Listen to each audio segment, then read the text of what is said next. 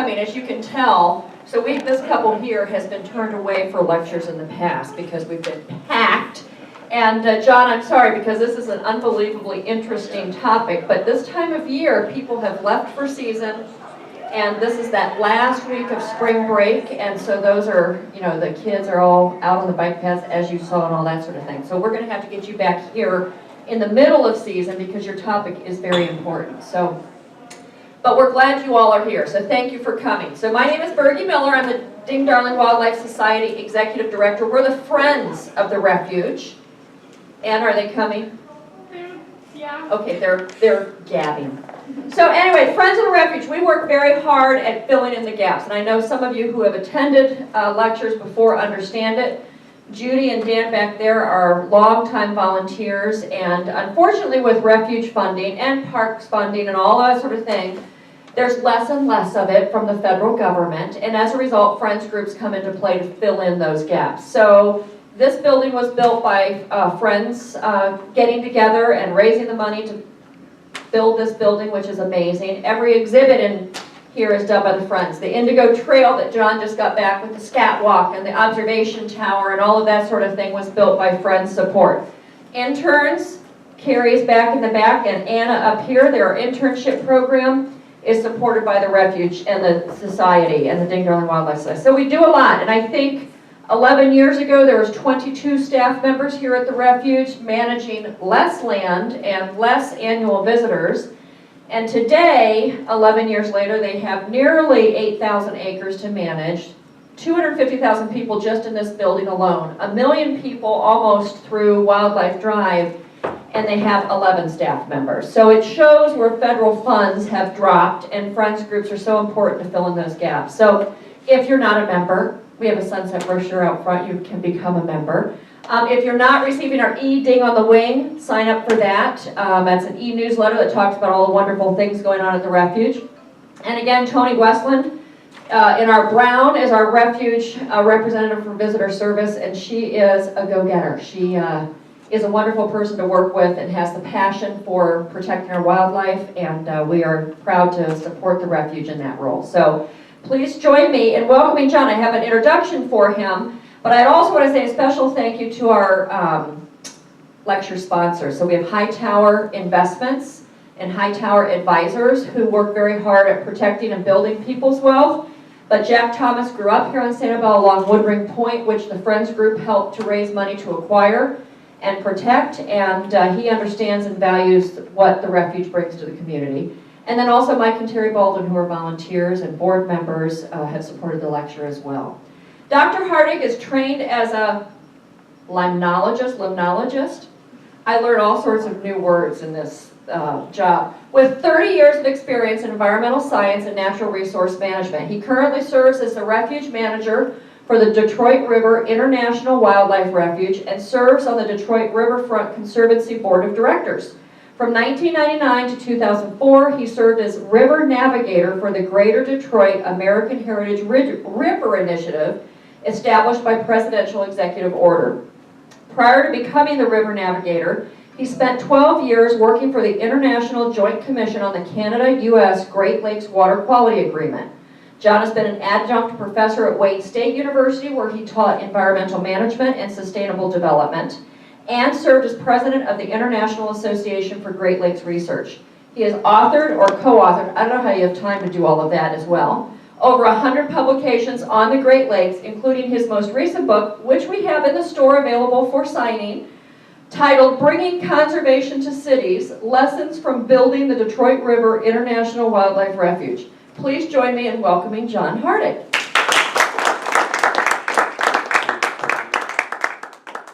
Thank you so much. It's a real pleasure to be here, and we left winter climate, and it's summer down here, and Ding is a very special place, and the Ding Darling Wildlife Society is a very special organization, and you know,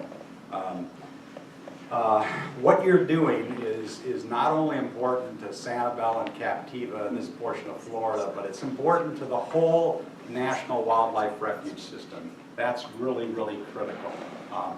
Not only what you're doing, but how you're doing it is an example for us. And and we have so much to learn from you, so thank you for all you do, and thanks for having me down. Our story is kind of a fun story, and by the way, this is I left yesterday, and that's what our river looks like right now, and I'll talk about that at the end of my talk, but that's what's happening. So let's get started. All right. What comes to mind when you think of Detroit? Help me out here. What comes to mind? Automobiles. Automobiles. Poverty. Joe. Poverty. Joe, they just laughed. Sorry about that. The Red Wings. So, poverty. What else? Pollution. Pollution. Rust Belt. He mentioned the Joe Louis Arena is home to Detroit Red Wings, professional sports, lots of professional sports in there. Motown music, right? Lots of music. So, you know, we're known for all those things, sort of globally. But I'm going to tell you a story from our perspective of Detroit. And the way I like to tell the story is from a perspective of paradigm shifts, you know, that significant change in thinking that results in a completely changed outlook or view. So think of what the printing press did and the personal computer, laptops, and iPads have done to bring about a paradigm shift. Well, back in the 1600s, they were literally wiping out most of the beaver in Europe, much of Europe, and they needed a new supply to meet fashion demand, and they came over to North America, and obviously the Great Lakes Basin, and particularly Detroit, and Michigan had a lot of beaver, and we became almost like an epicenter for the fur trade, and thousands of beaver were exported annually to meet, you know, fur hat demands for fur hats.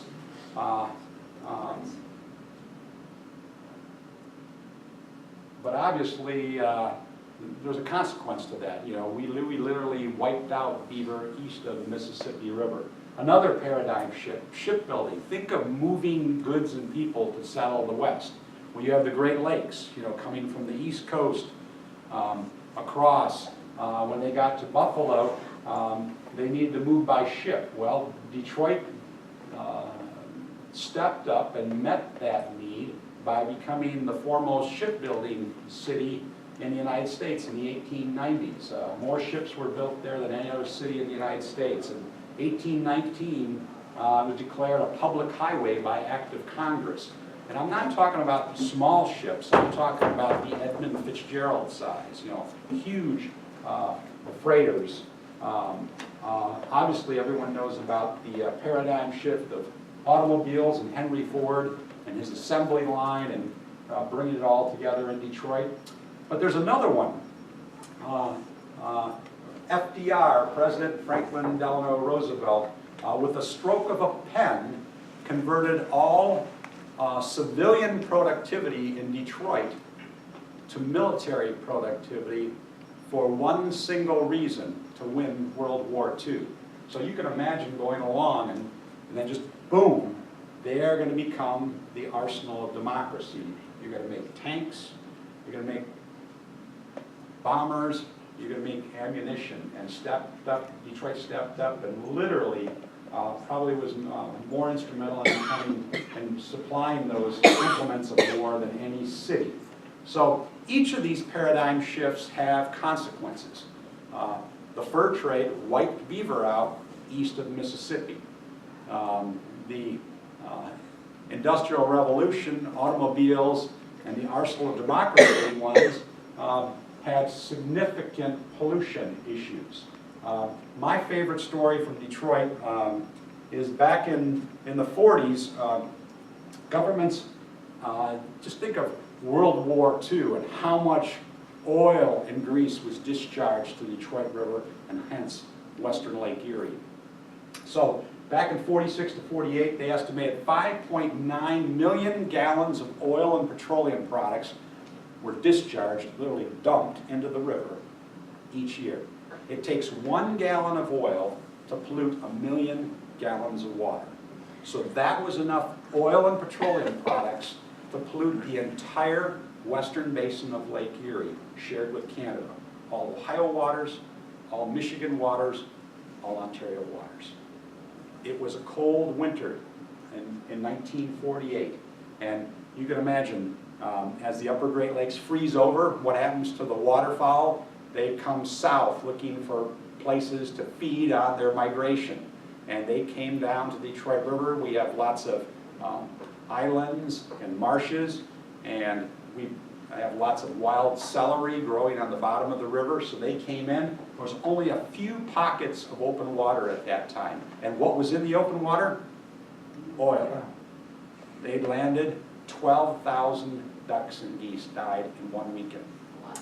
A group of duck hunters from the lower end of the Detroit River picked up those oil-soaked carcasses of ducks and geese, threw them in pickup trucks, drove them to the capital of Michigan, in Lansing, Michigan, started throwing the oil-soaked carcasses on the sidewalk, threw them on the steps of the Capitol, went in and held a press conference and said, "How dare you do that to the place we call home?"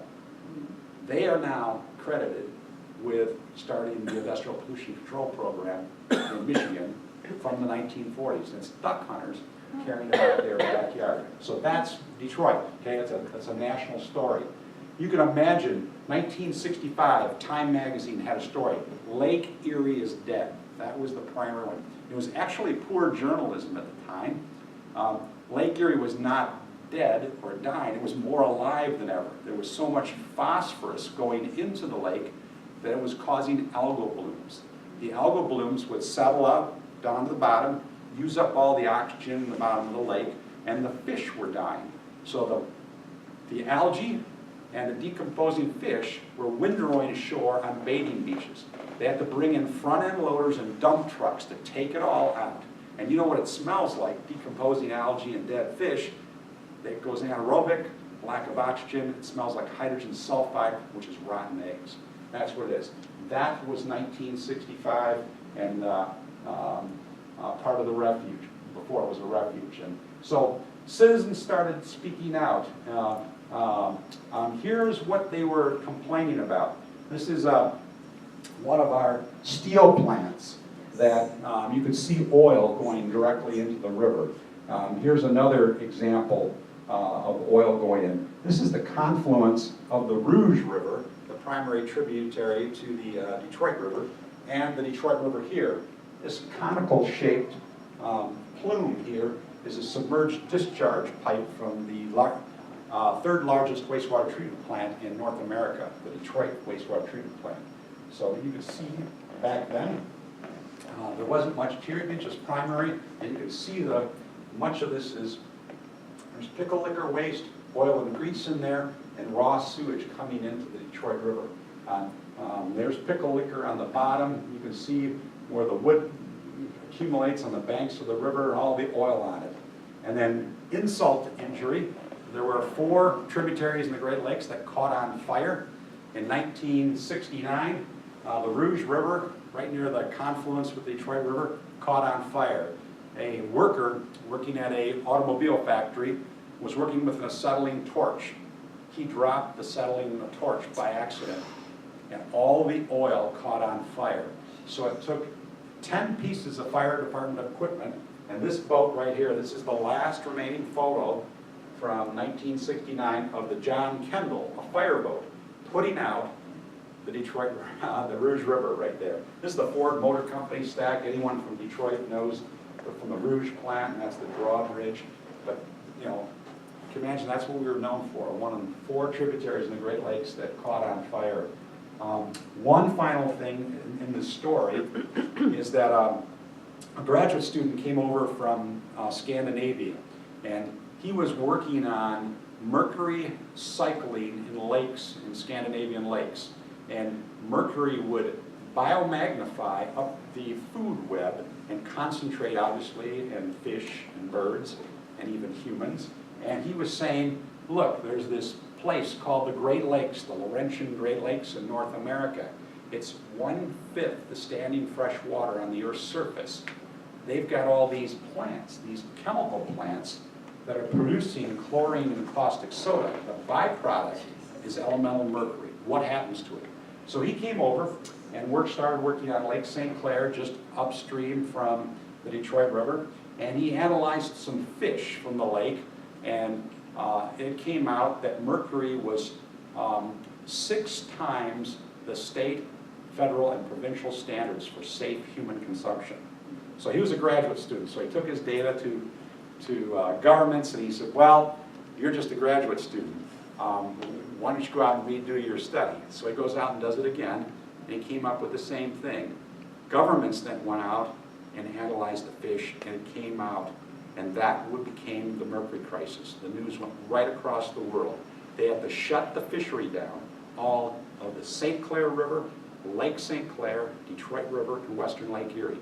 No human consumption of fish, no commercial fishing, no sport fishing. It was called the Mercury Crisis in 1970.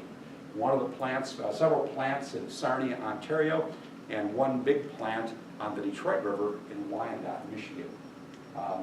When most people think of Earth Day, they think of Madison, Wisconsin, because of where it started and who started it, and they think of like UC Berkeley on the West Coast, where a bunch of activists got a lot of attention. But Detroit was part of that movement too, for all the reasons I just told you. Here's 2 boats. It's a Chris Craft for you people who love boats. In Detroit, on the left-hand side, it's got an American flag. It's a group of United Auto Workers. Auto workers, wherever they worked 8 to 10 or 12-hour days in factories. When they got done with their shift, what do you think they wanted to do? Fish. Fish. They did not want to go home and watch TV. They have been out indoors all day long in a factory, so they want to go out and fish. They want to go out and hunt. They want to go bird. They want a boat. So they were early leaders in this environmental and conservation movement for Detroit River and the whole country. So this is UAW, United Auto Workers. The second boat is the CAW, the Canadian Auto Workers, out there, and you see the wreath there, holding a wake on the Detroit River. And that got national news on the very first Earth Day, April 22nd, 1970. So if you look at that, I mentioned there was a 1948 die-off of 12,000 ducks. We had other ones in 1960 and 67 of 10,000 or more. Then there was Silent Spring, written by Rachel Carson. Eutrophication of Lake Erie, that's the phosphorus pollution of Lake Erie. The burning of the Rouge in Cuyahoga in Ohio there, the Mercury Crisis of 1970. It had a huge impact back then, and that is not only Earth Day, but the Canada Water Act, a significant piece of legislation passed in Canada to protect the health and integrity of waters. Our U.S. Clean Water Act, signed in 1972. The Canada-U.S. Great Lakes Water Quality Agreement, that's a model for the world on how 2 countries work together to protect a resource, and then the Endangered Species Act of 1973. So what's happened? It's been over 4 decades of this work on cleaning this area up. What has happened? We've seen substantial reduction in oil discharges, and spills have been virtually eliminated, and winter duck kills due to oil pollution have been eliminated. We have spent billions of dollars, billions with a B, on upgrading municipal wastewater treatment plants from just primary treatment, which is settling and disinfection, to secondary treatment with phosphorus removal. Billions of dollars for all plants. This is a picture of the Detroit Wastewater Treatment Plant, one of the 3 largest in North America. If you go over the I-75 bridge, the same I-75 in Florida, in Michigan, you get to see this large plant. We've seen a 90% decline in phosphorus and concentration and loading from this plant to the Detroit River. Since 1960, there has been an 80% reduction in untreated combined sewer overflow volume from communities in southeast Michigan. All old cities have combined storm and sanitary sewers. So when the storm water runoff enters the system, and it exceeds the capacity of that combined system, it then, the raw sewage bypasses the wastewater treatment plant, goes untreated into a receiving water body, like Detroit River. That's called combined sewer overflows. We've seen an 80% reduction in untreated CSO volume from communities since 1960 in southeast Michigan. Between the 60s and 80s, there's been a 4,000 metric ton per day decrease in chloride loadings to the Detroit River. That's primarily the result of process changes in chemical plants because of that mercury crisis.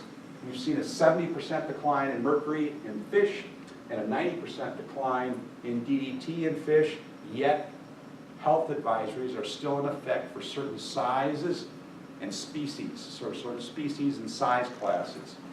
We've seen a 90% decline in DDE, a breakdown product of DDT, and an 85% decline in PCBs, another organochlorine compound, in herring gull eggs. We systematically monitor the eggs on an annual basis to track trends. And we've remediated 1 million cubic meters of contaminated sediment at a cost of $154 million. So if I stop the story right there, you'd say, there's been improvement. It was really bad, and there's been some improvement. But that's not what I want you to remember. The best part of the story is the return of all this wildlife. Obviously, with organochlorine pesticide pollution, we had eggshell thinning problems in bald eagles, osprey, peregrines. So we went for 25 years with bald eagles not being able to reproduce despite trying, and then now we have 22 active nests in the watershed of the Refuge. Amazing, including one right off from our visitor center. Peregrine Falcons, similar to bald eagles, they were impacted by DDT, dieldrin, toxaphene, those kinds of compounds. We introduced them into downtown Detroit in 1987 into hacking boxes on skyscrapers. We now fledge 10 young per year from downtown Detroit, and they moved over to the Ambassador Bridge to Canada, the largest crossing in terms of people, trucks, and trade between Canada and the United States. They've nested on there, and it's like a tourist attraction for figuring out how many eggs are laid, how many young hatch, and when they fledge, and how many. It's pretty neat. And then, of course, osprey are back as well. This is one of our units here. This is a school right here, Gibraltar Carlson School, and we own 350 acres of wetlands and uplands surrounding it, and there's a cell phone tower right here, and it feeds in these wetlands, and they're back for the first time in 2009 since the 1890s, nesting in the county, which is called Wayne County. Lake Sturgeon. We did everything humanly possible to destroy the lake sturgeon population. When the goal was to get whitefish in the Detroit River, they thought lake sturgeon was a trash fish, so they would kill them and just throw them away. We built the shipping channels to the Detroit River through the rapids so we could deepen, provide greater water depth so that the ships could get through. That was their spawning habitat. We destroyed 97% of our coastal wetlands. That's their nursery habitat. We took lake sturgeon and stacked them like cordwood on docks of the Detroit River, dried them out, and burnt them in the boilers of steamers. So we did everything to discourage lake sturgeon in the river. They looked from the 1970s to 1999 for natural reproduction. Despite looking, there was none documented in the river. Then in 2001, they found them spawning on a coal cinder pile on the bottom of the river off of Zug Island, the most unusual place, and that was the first time in 30 years. Similarly, like whitefish have coming back, they're lithophilic spawners. Litho is rock-loving spawners. They want rock habitat to spawn on. So similar to lake sturgeon, so they're back in 2006 spawning in the river for the first time since 1916. And then our walleye population during the 70s was in a crisis state. According to the Lake Erie Committee, the Great Lakes Fishery Commission, today we're part of the walleye capital of the world, and that's a 14.2-pound walleye that they're going after right now. They're spring spawners, and so the river is literally filled with boats of anglers going for one of these big walleye. And one of the fun stories is some beaver came back from Canada. Up on the Canadian side on Lake St. Clair, some beaver swam down and they made it to Belle Isle. And they looked around and didn't see quite the trees they wanted on Belle Isle. And they found a power plant on the Detroit River that was fenced in, 4 foot of fence and a couple of feet of barbed wire. They got in and there were no predators. And they had a bunch of poplar trees, and they liked the bark off of poplar trees. So they built the lodge and had 3 pups. We now have them in 6 locations and some that visit the refuge regularly. Interestingly, for 4 decades, the 40s, 50s, 60s, and 70s, beaver could not have survived the Detroit River because of all that oil pollution. Their fur would get matted with the oil, they couldn't thermal regulate, and they would die. So they are back. It's kind of fun. So if you add that up, the return of bald eagles, peregrine falcon, osprey, lake sturgeon, lake whitefish, walleye, beaver, even mayflies are back, and wild celery. It's one of the most remarkable ecological recovery stories in North America. What a great story, and yet we have much to do. Our big challenges that remain, like any big urban area, population growth, transportation expansion, and land use changes. Despite our best efforts, we still have incremental loss and degradation of habitat. It's still going on. We still have a runoff off our roads, buildings, and parking lots called non-point source pollution. We still have the legacy of the Industrial Revolution, toxic substance contamination. We have introduction of exotic species and greenhouse gases and global warming. So out of this recovery, 3 people. One of them is this gentleman in the gray trousers, a navy blue jacket, a red tie. He was Herb Gray. And at that time, he was a member of Parliament from Windsor, Ontario, that had the Detroit River in his riding. So he was a member of Parliament, but he was elected to be Deputy Prime Minister, sort of like the Vice President of Canada. His buddy was 3 over to his right is John Dingell. He was the Dean of Congress back then. And to his right, in the sort of the beige sport coat, is Peter Stroh from Stroh's Brewery, Stroh's Ice Cream. All 3 grew up in the area. All 3 loved the outdoors. 2 of the 3 were hunters. They all loved the bird.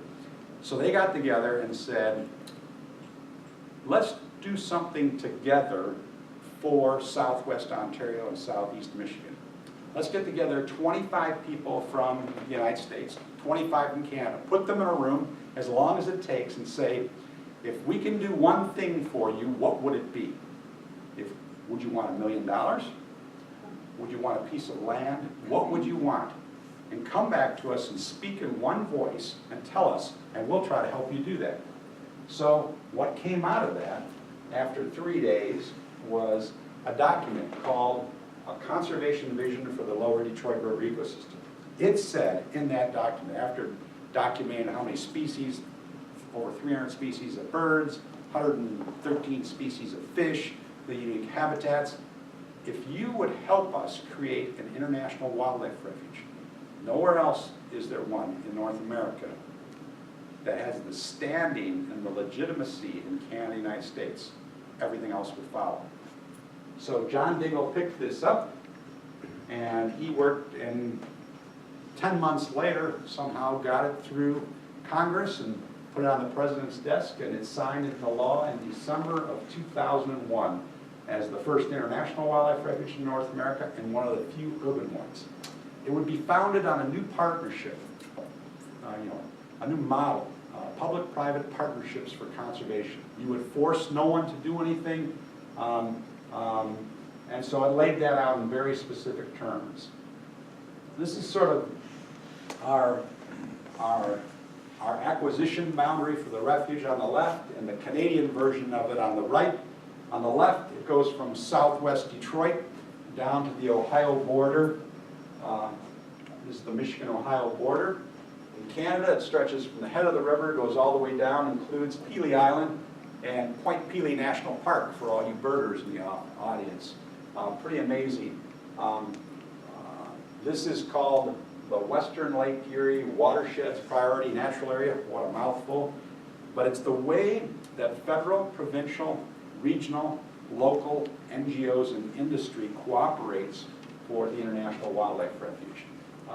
So right now we manage about 5,800 acres proper for the U.S. Fish and Wildlife Service. We have a memorandum of understanding with the Michigan Department of Natural Resources for some very significant lands. Point Mouillet State Game Area, Erie State Game Area, Sterling State Park, that's about 7,900 acres. Together they are on a U.S. Registry of Lands.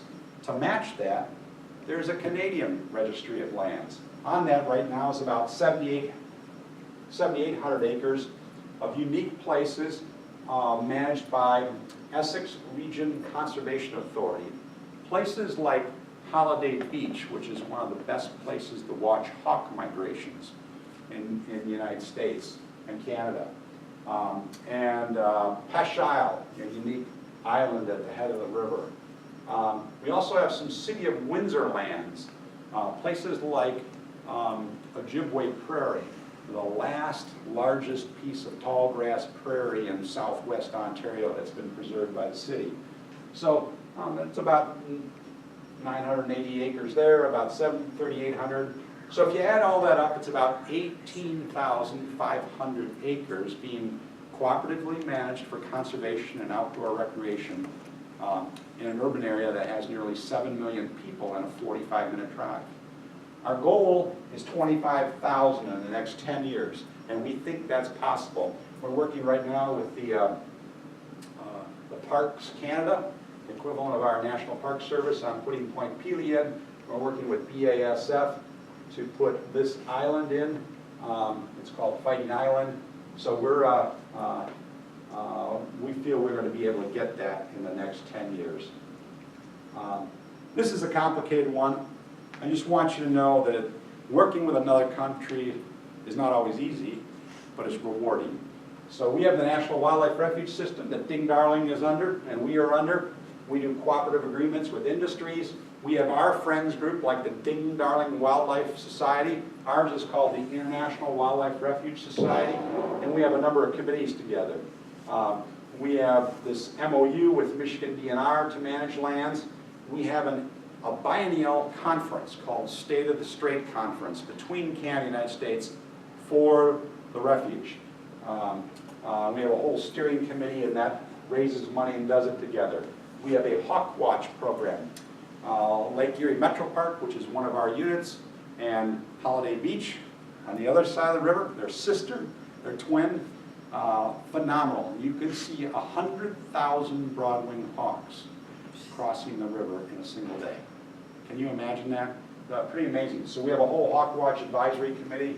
We have another NGO, the Grosse Ile Nature and Land Conservancy, that manages one of our units with us.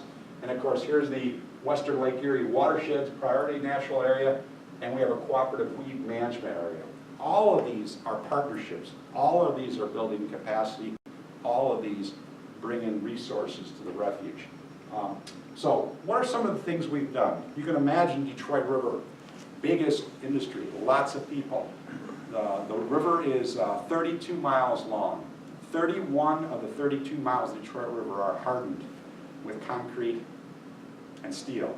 So concrete breakwaters, steel sheet piling, broken concrete with rebar. There's only 1 mile of natural habitat. So that's called hard engineering. Concrete breakwaters, steel sheet piling. Soft engineering is the opposite. It says we can make it just as safe, we can make it just as stable, we can enhance habitat, make it more aesthetically pleasing, and maybe even save you money. So what we did is bring together some experts from Canada, United States to Detroit and said, we want to learn from you. We want to put a best management practices manual together, and then we want to encourage that. And so that's exactly what we did. We went with willing partners. This is a power plant shoreline, the Refuge power plant, just downstream from Detroit. So you can see it's poured concrete and asphalt. The whole shoreline was that. So we took all that out, and here's what it looks like today. An example of that. And that lighthouse in the background is a lighthouse at Belanger Park, the only public access point for the city of River Rouge. So we also have underwater habitat here that improves the fishing opportunities for kids and families there. Here's a breakwater at the oldest county park in the state of Michigan called Elizabeth Park. It's a 1910 breakwater, and I had some people from Wayne County come to us and say, we have good news. We have money to replace that breakwater. And I said, oh my goodness, please don't do that. Talk to us before you do that. We feel we can make it just as safe, just as stable, enhance habitat, make it more aesthetically pleasing, and maybe save you money. So out of that came 2 oxbows, small oxbows in the river that we built with them, and lots of soft shoreline engineering habitat, and it's a major success in a very prominent location. In total, in the last 14 years, we've done 53 projects like this, and most of them in very prominent locations along the river and in the watershed. Ding Darling was instrumental in saving a piece of Sanibel from development. Ding saw this piece of property on Sanibel and said, oh my goodness, we need to mobilize, step forward, and help save it. And some of his cartoons and his advocacy work helped save that. Well, on a small scale, that's what this is. I said to you that 31 of the 32 miles of the Detroit River are hardened with concrete and steel. 1 mile is in its natural state. That's it, that 1 mile right there. It's called Humbug Marsh. It's 410 acres. It's got some beautiful uplands in it. The oak trees in the middle of that are nearly 6 foot in diameter. We had botanists come in and age them. They were aged over 300 years old, so they were alive when Cadillac founded Detroit in 1701. Can you imagine that? So, just like Ding, the same story as Ding Darling, a developer comes in and says, oh, look at that, wouldn't that be great? I'm going to put a golf course there. I'm going to put a subdivision in there. I'm going to build a bridge to this island from that point right there. I'm going to put McMansions up. I'm going to put a marina in here. I'm going to put a riding stables and a strip mall. That was it. So they had to get 2 permits, one from the U.S. Army Corps of Engineers and one from the Michigan Department of Environmental Quality. They had to do a public hearing. They held the public hearing in a high school. It was a rainy, early spring day, and so many people came that the state police had to shut the exit off of I-75. They said, if you're going to the public hearing, don't go, you won't get in. The fire marshal closed the building. So many people came to voice their opinion to protect the last of something, the last mile of natural shoreline on the U.S. mainland, Detroit River. That was started 20 years ago. Literally thousands of people were part of it, save Humbug Marsh. The end of it is we were able to buy it out of bankruptcy court for the Refuge, and it became the cornerstone of the International Wildlife Refuge. So we own that piece of property. See this little piece of property right up here on the upstream side of it? That was a Chrysler manufacturing facility for 44 years. They made automotive brakes and paints. So brakes means asbestos, paints, you should think heavy metals and organics, okay? So they cleaned it up to industrial standards, put barbed wire around it, and left it alone. That's the classic industrial brownfield. So that means another industry could move in there and do business, but you could never have public use. In the fight to save Humbug Marsh, the closest point to that island was right there on that point. So we hypothesized that if we could take that piece of property off the market, block the access to the profit margin, where the biggest homes were, we could maybe impact, the decision. So we went out and got some NOAA funding, and we purchased that. With that, you can imagine the National Wildlife Refuge System, you are taking on some liability. That is no small task. You now, if you get this, you have to have a plan to clean it up to human health, wildlife standards on top of that. So we did it in a partnership with Wayne County. Wayne County government owns that, but we have a cooperative agreement with them to do that. And we've spent the last 12 years and many sleepless nights finding the money to clean that up. That's our story for our visitor center. We said, wouldn't it be great if we could have a visitor center like Ding Darling National Wildlife Refuge and put it right here, connect it to greenway trails, 100 miles, 50 miles of greenway trails to the south, 50 miles to the north all the way to Detroit, and have it all end here. We would daylight a creek. We would take it out from under the ground, expose it to daylight. It would spill into a primary settling basin where the particulate matter would settle out. It would spill into an emergent wetland right here, and then plants would take up the nutrients, and then it would go into the river here, and the kids would bicycle through, just like Ding Darling, walking through, bicycle through this, walk through this to have a teachable moment. That's our story. We went on and took Humbug Marsh. We had some people in Washington, D.C. who think about the Ramsar Convention. Ramsar does wetlands of international importance. They can't be of national importance. They have to meet some international standards. So we spent 3 years of data collection on that. We worked with all the universities, our state partners, NGOs, to learn as much as we could, as rapidly as we could, about what makes that unique. Well, we knew there were bald eagles on this island.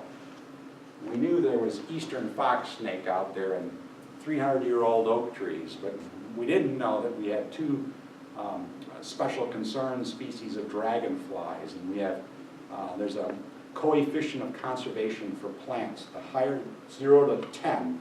10 means it's like pre-settlement conditions, very narrow requirements. We have one species out there that's a 10 and one's a 9 on that scale, that coefficient of conservation. So it's a pretty unique place. We compiled the data, submitted it to Switzerland, and an independent group of scientists said, yes, you are a Ramsar site. There's about 2,200 throughout the world. There's about 32 in the United States. There's one in Michigan. Only one in Michigan, and that's it. And that's right next to where we're going to have our visitor center. Here's our master plan. Again, here's how they will bicycle in, you know. Here's the primary settling basin, the emergent wetland. There's a school ship dock and fishing pier.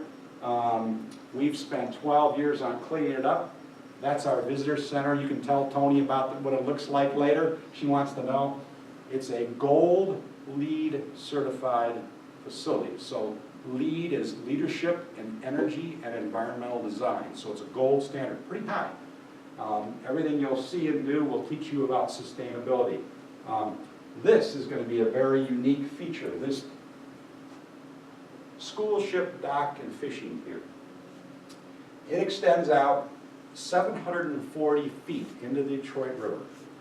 The reason it has to go out so far is the school ship program run by Michigan Sea Grant. It's called the Great Lakes Environmental Education Program. It takes kids out from southeast Michigan onto the Detroit River and western Lake Erie and uses it as a living laboratory for kids. So that school ship is going to die right there. Isn't that neat? So kids will be coming to the refuge on a weekly basis to do that. But then this breakwater out here to protect the vessel is out far enough that it can get to the prime walleye habitat. So you've got the marsh in between the island and the mainland, which is the food source, and then 10 million walleye ascend the river, and you could get a trophy walleye potentially from shore and not have to own a boat. So it's going to be a pretty terrific thing for us. This is under construction, 50% done. This is 50% done. It will all come together. The last piece of Greenway Trail is going to go under construction this summer. All of it comes together for spring of 17. It'll open. It'll be pretty neat. we had something called the Black Lagoon in the Detroit River. Can you imagine that? Here, this is a picture from 1961. For those of you from Michigan, there are a couple out there, this is McLeod Steel Site. This is, you know, you can obviously see the oil. This little piece right here, this little bayou, this little embayment on the Detroit River was called Black Lagoon. So water velocities slow down in these backwaters, okay? When water velocities slow down, things start settling out. And so 25 years ago, we had some core samples taken by EPA in there, sediment core samples that were 6 feet long. And in the middle of that, there was a stratum of nothing but oil and grease and pHs and everything. So we went to the federal EPA and Michigan Department of Environmental Quality and said, okay, we've got it fairly contained. Could we go after and clean this up with you? And the answer was yes. We raised $9.3 million. Here's a double silk screen curtain. Here's the oil. We took this 115,000 cubic yards out and put it into an upland disposal cell that was lined at a confined disposal facility, capped it, and it's monitored in perpetuity. And then we redid the shoreline and renamed it Elias Cove on the Detroit River. Another example, I mentioned we did everything possible to destroy the sturgeon population. They were coming back. We looked at it that from a scientific perspective, we determined that the productivity of lake sturgeon is now more limited by habitat than water quality or environmental quality. So if we were to build a sturgeon spawning reef, maybe they would use it. So we went to the Native Americans and said, okay, from your oral histories, where in the river were the best places to fish for sturgeon during their spawning season? We went to all the fishery biologists, the university people, the fishing clubs, and everyone pointed to one island, Fighting Island, that actually had to be in Canadian waters. So we went out and said, okay, let's design a reef. We did it. We raised money. Half the money came from Canada, half went to the United States. I had to send a check to the Canadian government. Can you imagine how that flew in Fish and Wildlife Service? Why are you sending money to another country and what are you doing? Well, the fish and the birds don't know any international boundary. It makes total sense. We went out and built it, and the very next spring they spawned. This is one of the larvae off the reef. First time in 30 years for that, and it was 16 different partners putting money into it, including corporations, BASF Corporation, DTE Energy, Landmark Engineers, a whole mixture of governments, NGOs, and corporations doing it. What a major success. We doubled the size of it 3 years later and are building another reef right now on the Detroit River. This was Detroit 6 years ago. Okay? First of all, there's 3 cement silos, you know this. 3 cement silos on the waterfront. Is that the best use of Detroit's waterfront? You remember, big industry, cars, everything you need to build them, the material storage piles, and then these kinds of buildings.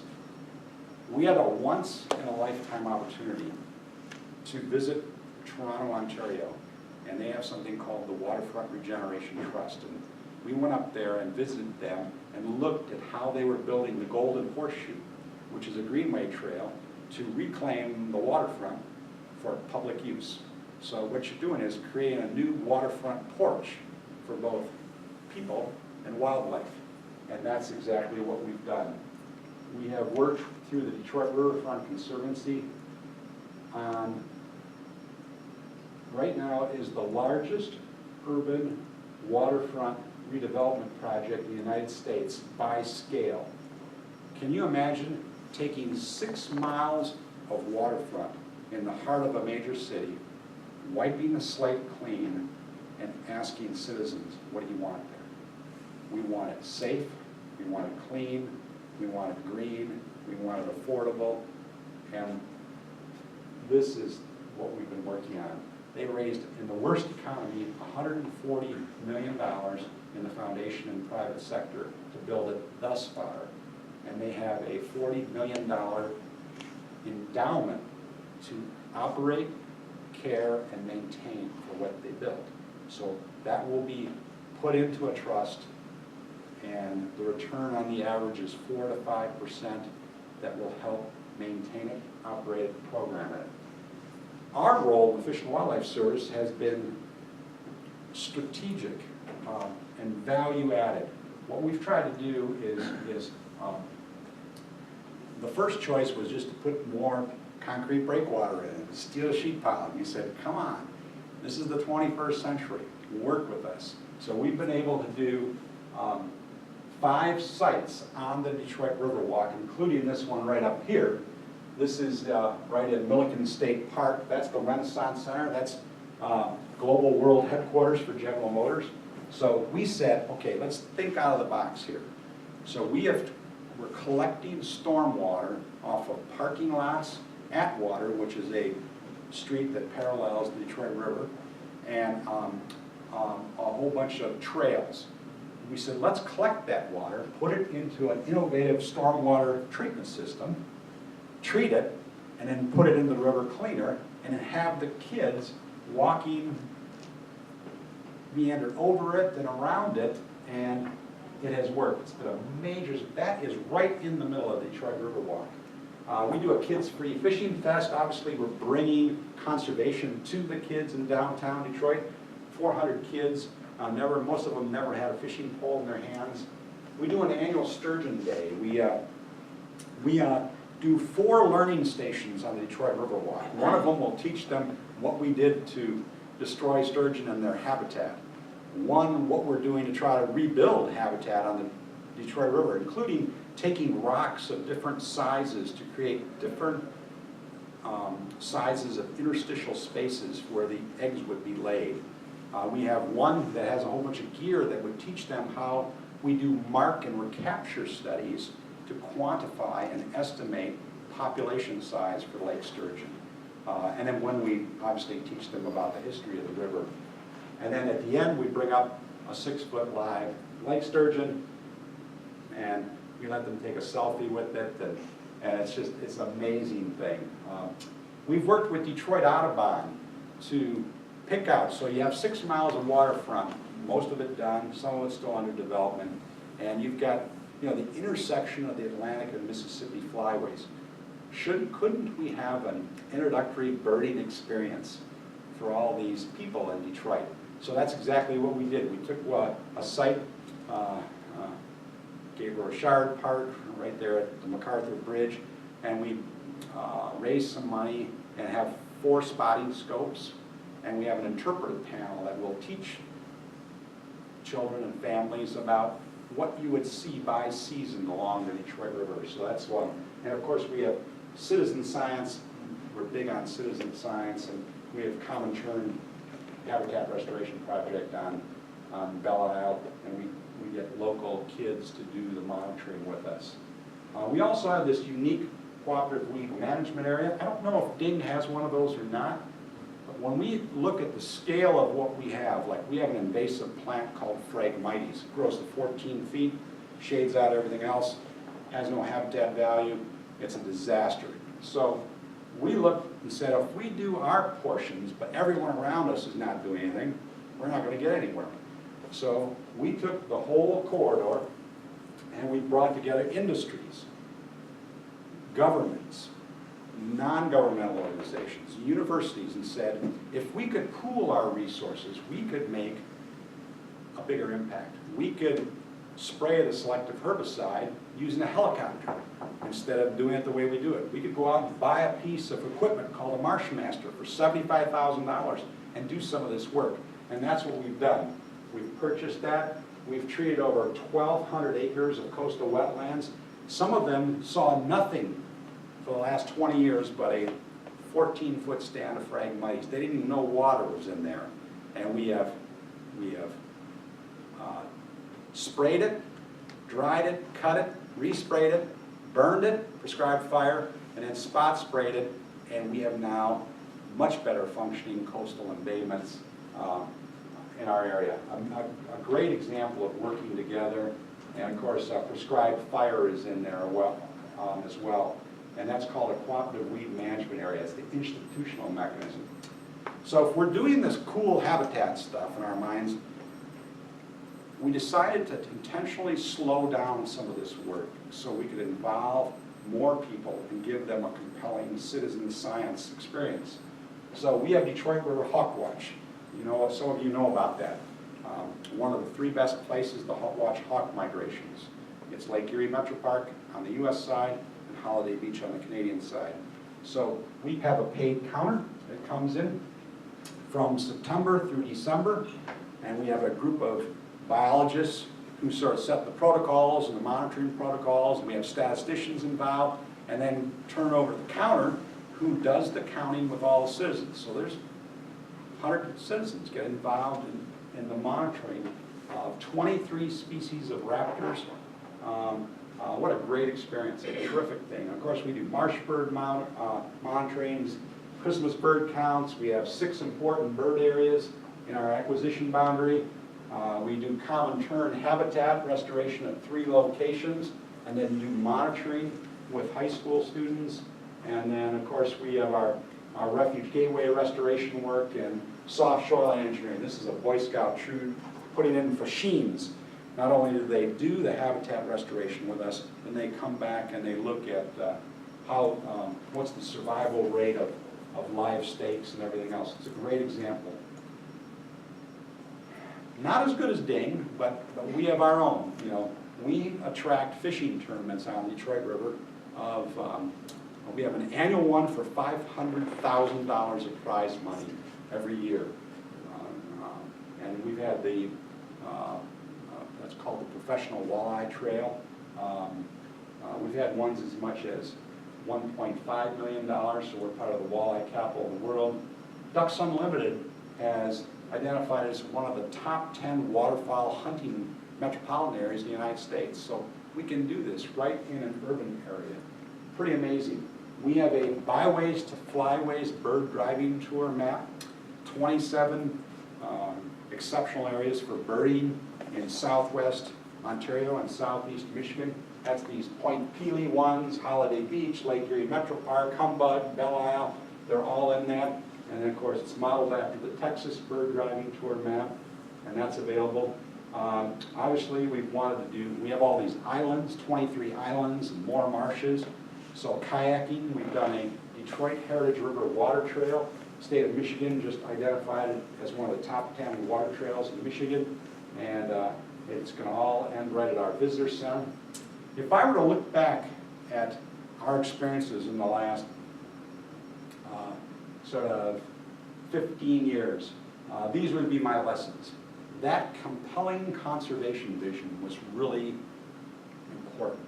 Something that can be held in the hearts and minds of people, a compelling vision. Practicing adaptive management. So you assess, set priorities, you take action, and then you have to reassess to see how you're doing in an iterative fashion for continuous improvement. Build partnerships at all levels, develop an ecosystem ethic through broad-based education, outreach, and stewardship, connect people as many ways you can back with nature because it's a big urban area, build a record of success and celebrate it frequently, quantify benefits, not only the environmental and conservation benefits, but the social and economic benefits as well. Like what's the return on the fishing alone is amazing.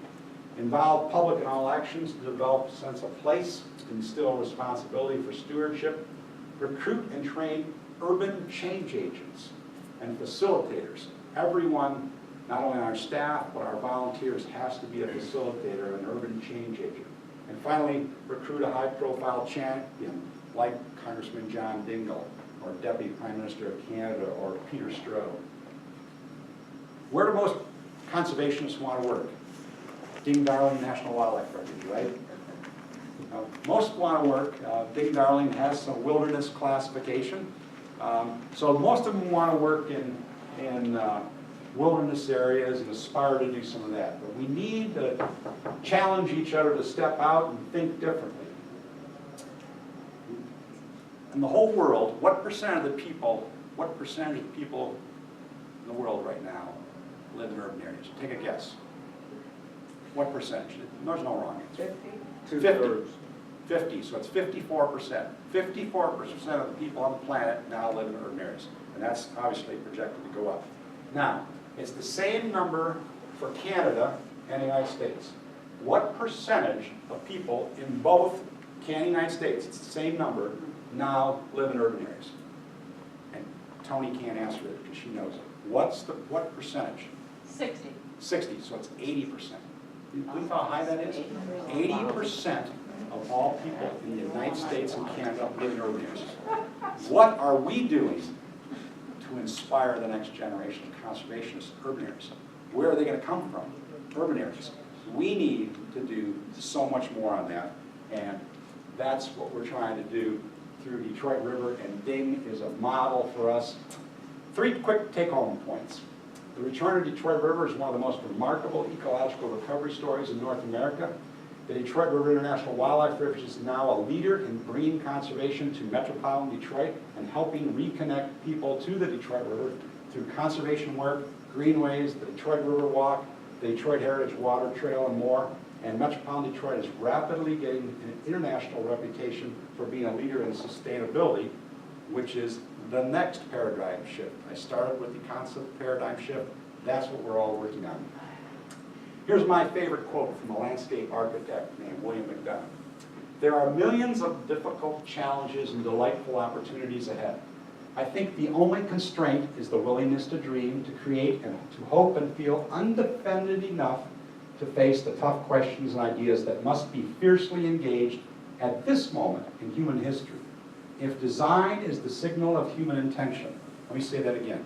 If design is the signal of human intention, then we must continuously ask ourselves, what are our intentions for our children, for the children of all species, for all time? And how do we profitably and boldly manifest the best of those intentions? That's what we're doing. Thank you for all you're doing, and I'll be happy to answer some questions.